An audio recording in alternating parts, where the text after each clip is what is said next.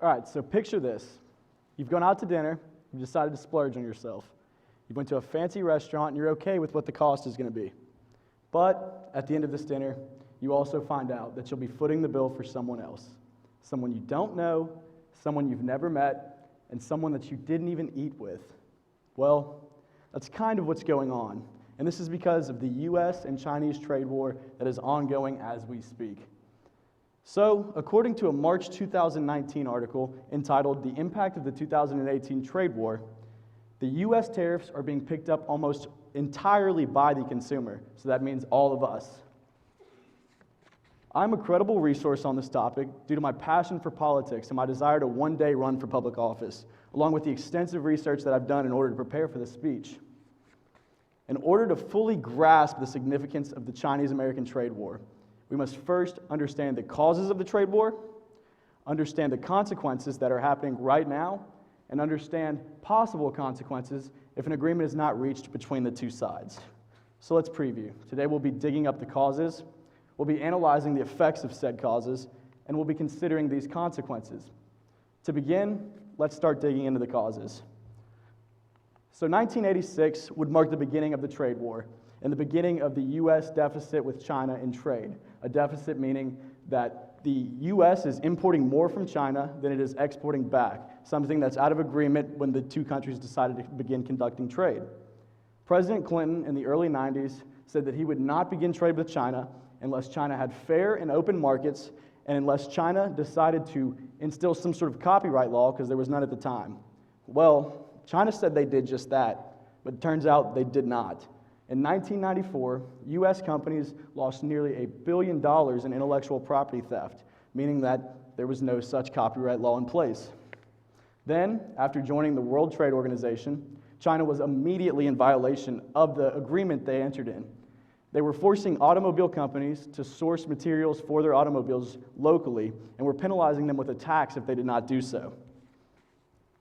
By 2017, according to a July 2018 research publication entitled "China-U.S. Trade Issues" by Wayne M. Morrison, the deficit had reached a whopping negative $375.2 billion.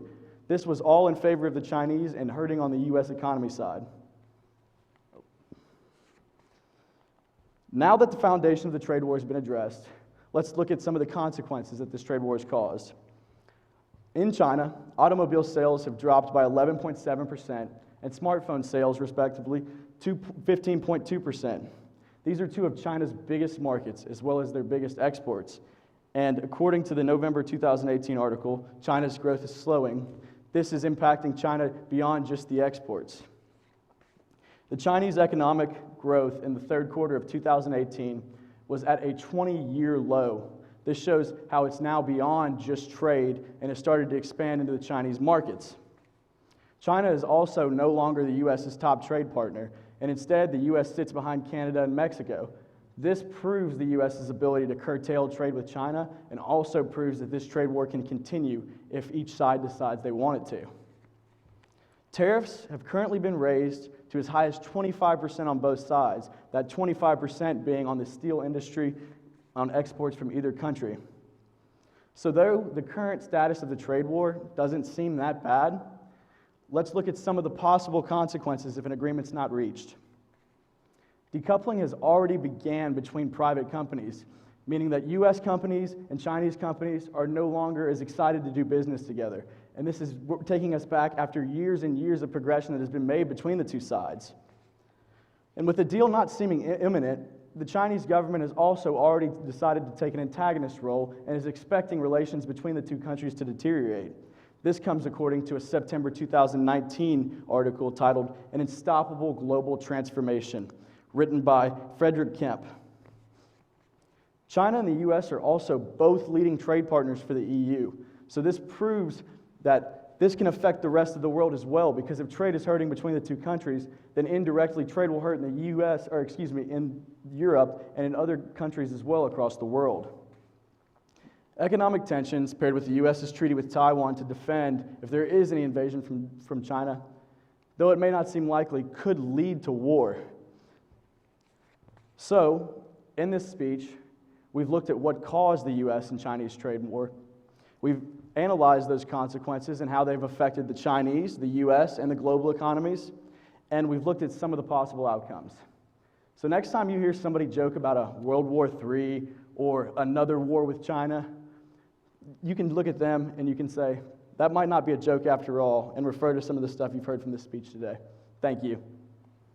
Any questions from the back? Hi, yes, I have a question. Based on your research, do you think that there's any hope for a mediated relationship? One more time, please, I couldn't hear you. Do you think that there's any hope for a mediated relationship between the U.S. and China based on your research? Short term, probably not. It seems like things are deteriorating a lot quicker than they are getting better. There has been some outreach from both sides, but nothing really progressive. But long term, I think it will be okay. I don't think two of the strongest economies in the world want to be fighting with each other because there's too much benefit if the two countries are participating versus not participating.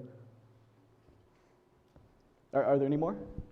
What should the negotiation position of the U.S. be? One more time, I'm sorry. What should the negotiation position of the U.S. be?